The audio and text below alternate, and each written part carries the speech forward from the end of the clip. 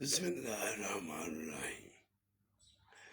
پیارے دوستو، مرشد باغ سلطان بابو فرماتے ہیں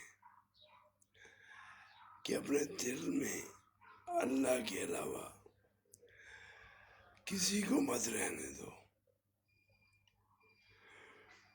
اور مرشد باغ شیخ عبد القادر جیلانی وہ بھی یہی فرماتے ہیں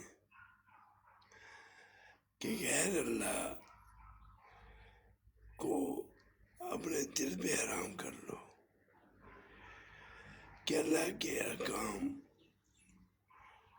رسول اللہ صلی اللہ علیہ وآلہ وسلم کی تعلیمات، ان کو اپنے دل میں رکھو اور اس کے علاوہ ہر چیز کو دل سے نکال دو، کیونکہ یہی مسلمان کی کامیابی ہے۔